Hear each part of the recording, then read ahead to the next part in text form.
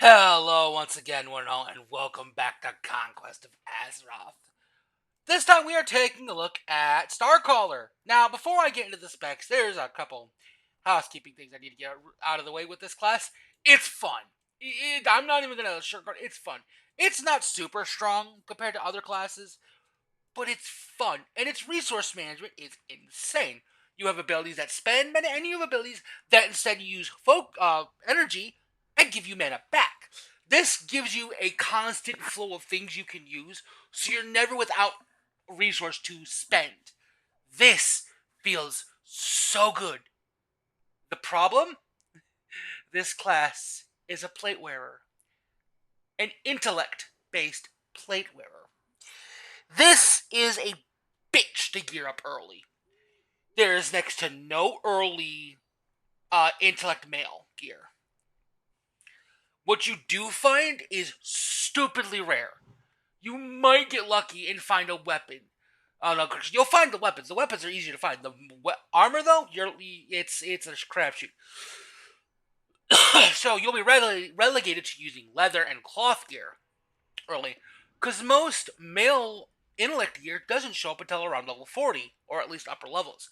The same goes with plate, because plate doesn't show up until around level 40, unless you get lucky with drops from dungeons, battlegrounds, or mana storms.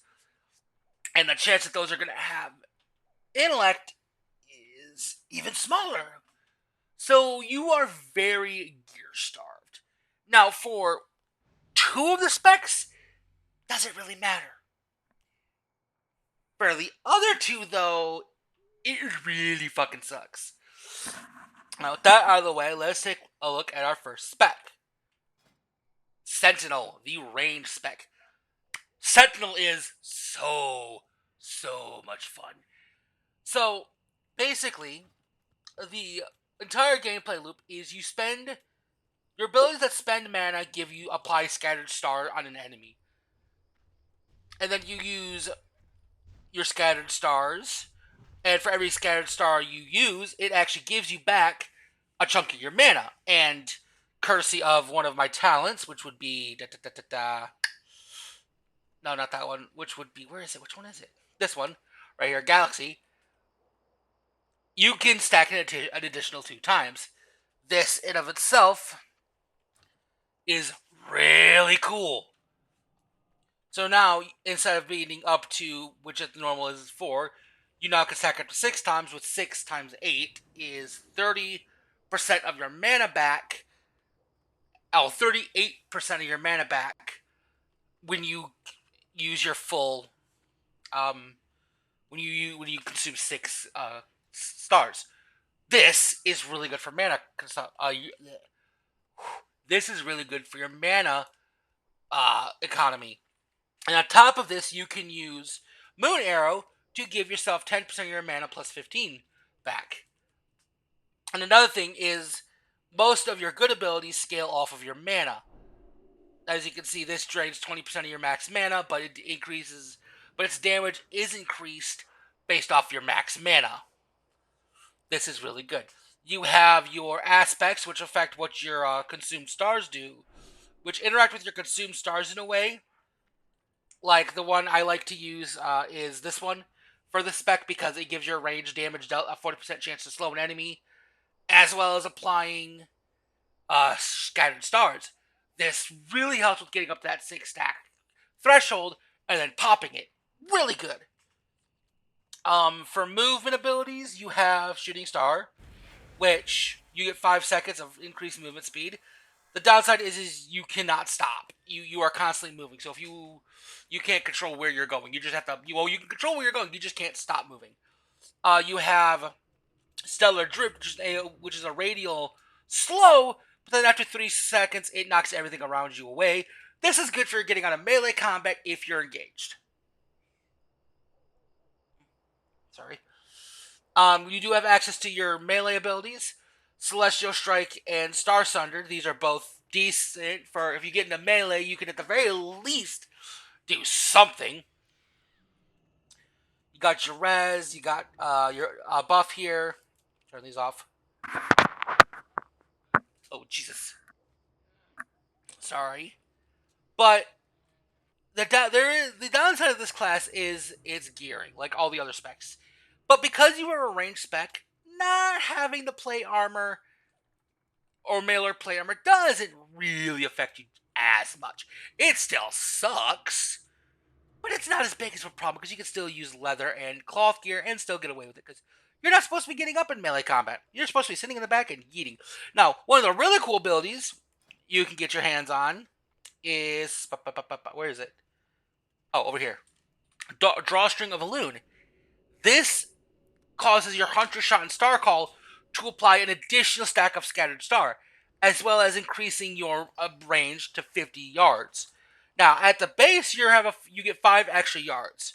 It's not much, but it definitely helps you catch people who are trying to retreat and stay out of your range off guard when you tag them with, like, your Lunar Lance or something instant cast. You just ping, and then they're gone.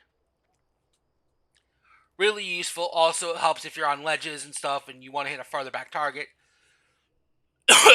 You normally won't commonly secure kills with this.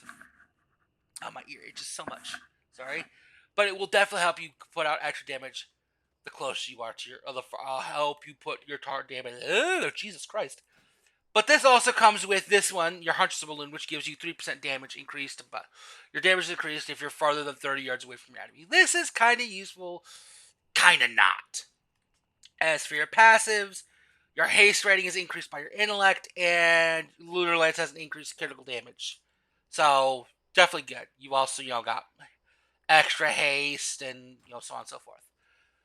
Okay, with all that said, we're going to go get into the clip now. So, I'll be right back. Getting into combat with Sentinel, you're going to want to lead with Hunter Shot. Getting a couple of those out, followed up by a Moon Shot to keep your mana up, is a really good way to be able to continue to stack your Scattered Stars. Once you get to at least 3 or 4 Scattered Stars, consume it with either Starfire Shot or Lunar Lance. These are both really good way to spend your Scattered Stars. For grouped up enemies, using Starcaller is a great way to stack up multiple uses of your Scattered Stars, but definitely you will die against clustered range or, the usual of Venomancers, Rune Masters, anything with that stealth or melee that can get close to you fast enough because you're ranged class. You're going to be squishy. It's going to suck. But you deal very good damage for what you do. You may not deal as much damage as the burst of a ranger or the sustained of a demolition tinkerer, but you still are among some of the upper ranged classes. So as you can see, you do dish out quite a considerable amount of damage. You definitely have the weakness of a ranged class. If you get dropped on in melee combat, you don't have an effective way to escape or back up, you're gonna get your booty eaten. Also, Starcallers tend to get focused pretty hard by other ranged classes because you deal pretty decent range damage. You're not as, oppressive as a ranger or a tinkerer, but you're easier to counter, I guess you could say. But ranged Starcaller is a lot of fun, and I would definitely put it up there along put it among my favorite specs so far. Next, we are going to move on to Warden. Oh God, Warden. I want to love Warden. I really do. Its concept is so interesting, and Warden's Blade is also really cool. But oh my God, playing this spec is suffering. It's not that it's bad. It's that without having decent gear and being a melee spec that requires intellect, you're stuck using cloth and leather. And that really isn't good for how this class plays as a frontline bruiser. It really doesn't work.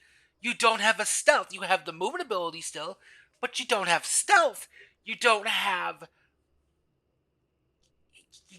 don't have the things you need. And it hurts. It hurts my soul. This This spec took me the longest to get clips for because I could not get good clips. Hell, the clip I have isn't even all that good, but I got tired of. I spent an entire day trying to get a damn clip. I was so tired.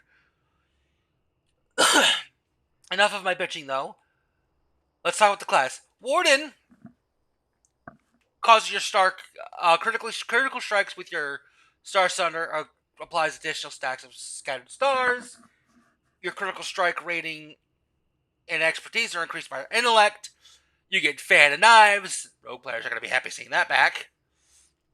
It applies your scattered stars in AoE, and consuming scattered stars reduces its cooldown. Rather nice.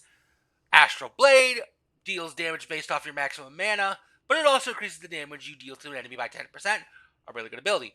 Umbral Blade is one of your scattered star spenders, and it's basically an AoE. Kind of useful.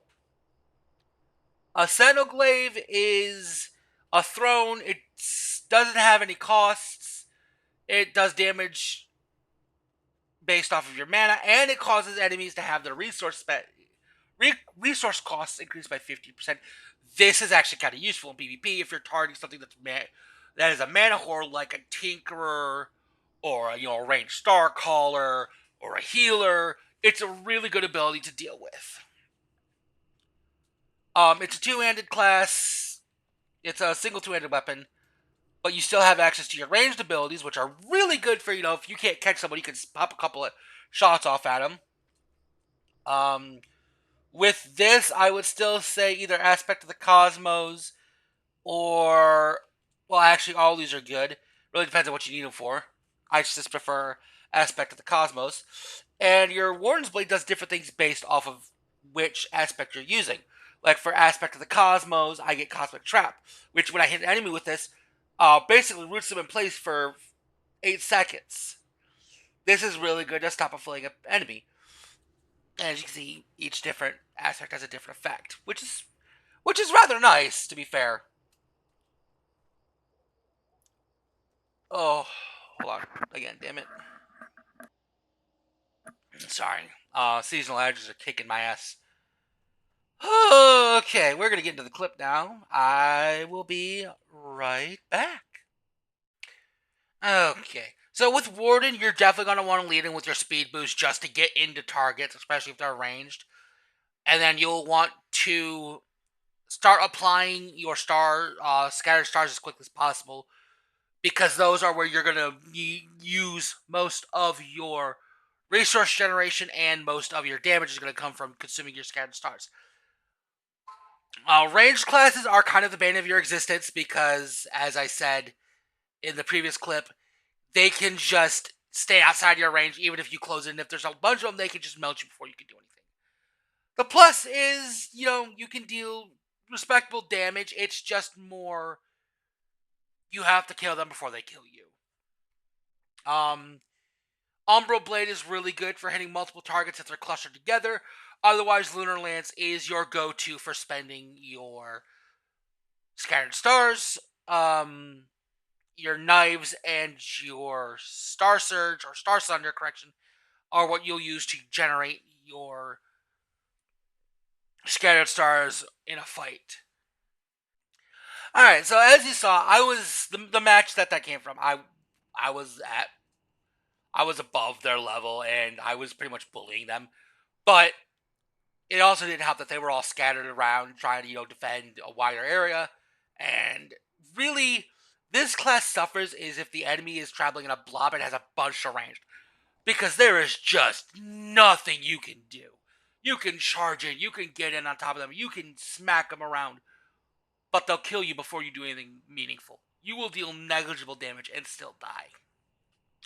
Or as you get close, they'll just stun you and then kill you. It is painful. Ugh. I think an easy way to fix this would be to give Warden a way, well, more than just, this, more of ways to either stun, slow, or lock down an enemy. because most classes have multiple ways to do this.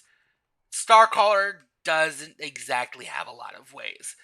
And being a melee class that lacks a way to either get to an enemy efficiently or stop an enemy from getting away from you outside of, this. And I'm not even holding my WASD keys. I'm literally just UC. And it's not even like you can't be stopped. You could still get stunned or or trapped or rooted, whatever. Oh no. Oh no, you can't be stunned or slowed. Maybe I'm just dumb then. Huh. Apparently. But no, yeah, this spec I want to have fun with it. It definitely feels fun. But if you're fighting an entire a range heavy enemy team, you're gonna hate life. You're gonna hate life, and you're gonna get mad. Now, with all this said, next we are going to move on to Moonguard. I like Moonguard. Moonguard is very fun. It's easy to hold aggro, and with this class's ability to basically micromanage its resource spending, it is so satisfying to use and to just combo your way through it. So its abilities: Starburst. Basically, you smack up to 8 enemies in front of you, and each reducing their attack speed. But it applies Scattered Star to each enemy hit. Awesome ability. A Blanket of Stars covers your shield with stars, increases your block chance and block value by 100%. This is nice. Your Scattered Star Consumer is this. It's an AoE, and it consumes your Scattered Star off of all targets hit. Meaning, you're not just consuming, a stack of 6 off of a single enemy. You're consuming multiple stacks off of multiple enemies, and normally, if you get good large pulls, you're basically constantly topped up on mana.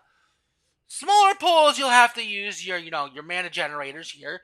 But again, it really doesn't matter if you're paying attention. It's really good. For this spec, I would definitely say either Aspect of the Stars or Aspect of the Warden is good. In PvP, it feels... It suffers from the same thing as Warden. If you're fighting a ranged heavy team, it is pure, unadulterated agony. It is just suffering. There's nothing you can do. You're literally just free kills. If you're fighting an enemy team that's more balanced and has a decent amount of melee enemies, you have a chance. If they group up, you can dish out some decent AoE damage. But you are definitely going to lose. You don't have the same damage profile as other melee classes, so you're gonna just get eaten. If you have a pocket healer or an extra friend to help you, that's different. Can survive better. God, I'm rambling. I'm so sorry. But that being said, we're gonna get into the clip, which is Jesus. We're gonna get into the clip, and so I will be right back. Basically, as I said before, Star Surge, Star Sunder, to generate your scattered stars, consume them to keep your mana up. Single target, keep your mana up. It's easier to keep your mana up in multi-target situations because of being able to consume more stacks of scattered stars. So yeah, that's Moonguard. Easy, simple. It's actually a really easy spec to get into. To be fair, Starcaller in general is just rather easy to get used to. I have to wholeheartedly admit. Again, the plate mail, the plateware thing is still a bit of a problem for this class. It doesn't feel as bad as Warden, but it is still definitely a problem. And now we are going to move on to our final spec, which is going to be Moon Priest. Okay, Moon Priest is, again, fun. It's a little weird to get used to, and it is definitely mana intensive, so you have to pay very good attention to your mana costs. And if you can't, I would definitely suggest... oopsie. I would suggest using your Aspect of the Moonwell. No, not Aspect of the Moonwell. Which one is it?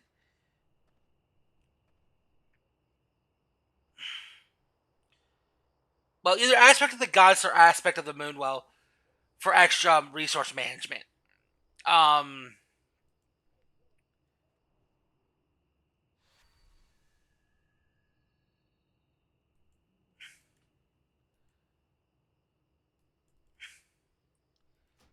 I forgot to do that before I did the start of this clip. Um, but yeah, no, you'll run out of mana very quickly. Your abilities, aspect of the goddess, Moonflow, which is rather nice. These can consume your shattered stars when you do your lunar eclipse, which is what I've been waiting to talk for. Basically, what this little bar does is every 3 seconds I gain a stack. At 4 stacks, I can cast lunar eclipse, which causes certain abilities to have a unique effect. Moonflow causes it to have no cooldown and consumes all the scattered stars from all the enemies I am in combat with. Kinda nice, and when mixed with what is it? Where is it? Yeah, with Aspect of the Goddess, it causes each of those consumed stars to heal for 40 health.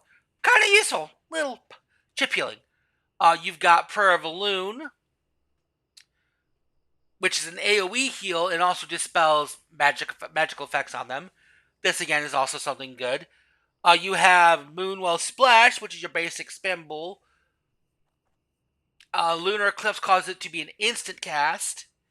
There's one more ability, and I would go over here. There's two more actually.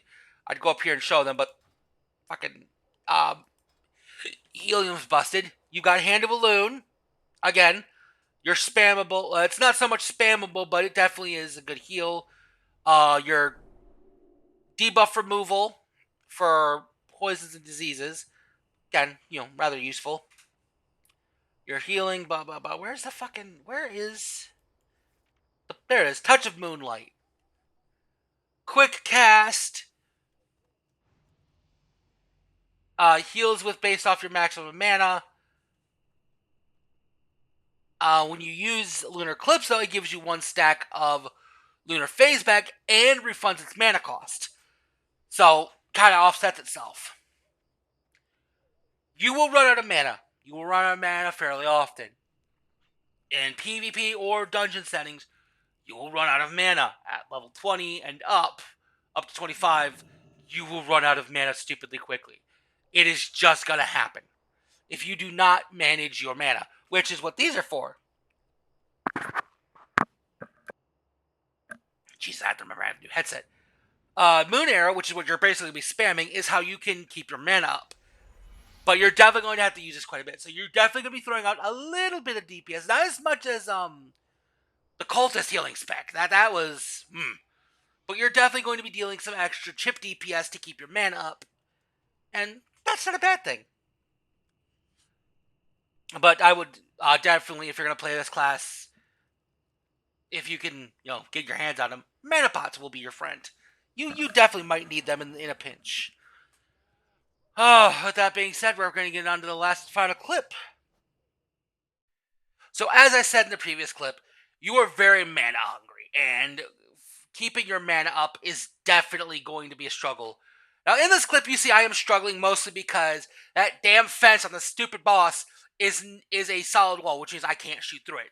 So because of this, the tank dies, and then one of the DPSs die, and I have to basically panic to keep the other two alive. And as you can see, I am hard panicking, trying to manage both my mana and my healing as rapidly as I can. Our tank gets battle res somehow. I didn't notice that happened to the thing. But it's a good healing class when things go right. It's just that wall consistently screws in. Yes, it's the exact same dungeon I did as the Tinker healer. For some reason, I consistently seem to get this damn dungeon.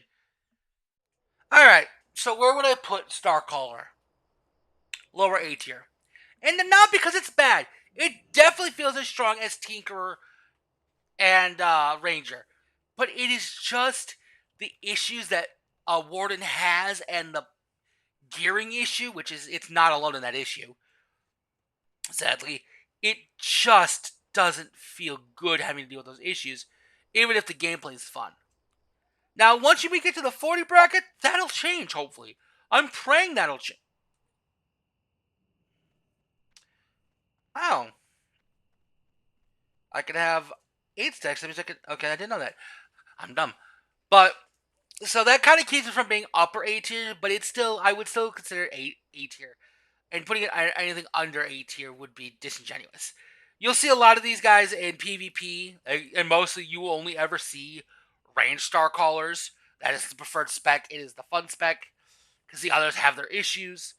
But I definitely like all the specs. I just definitely see where their issues lie with them. Oh, I've already got another character lined up for the next video. And suffering was, again, was an understatement for some of the things I deal with that class. But, such as this, I'm sorry I've been a bit scatterbrained. Today has not been a good day. I've been kind of out of it and unable to really maintain my focus on things. But I hope you have enjoyed. If you have, please feel free to leave a like or a comment below. A like lets me know you all want to see more of this, and a comment helps you with the algorithm. And it lets me talk to y'all, which I do always enjoy. Level cap may be changing soon, but it may not be going to 40. If the things I've seen are correct in the Discord, 35 is what the level cap's going to be next. I'm hoping they don't do that and just go straight to 40, because that would make the most sense. But if they don't, I will deal with it. I will instead do a video every 10 levels, which is, I guess, fine. It means I can put them out just a little faster instead of having to level 20 levels. It is what it is, and I will deal with it when it comes. But with all that being said, I hope to see you all again in the next one. Bye-bye.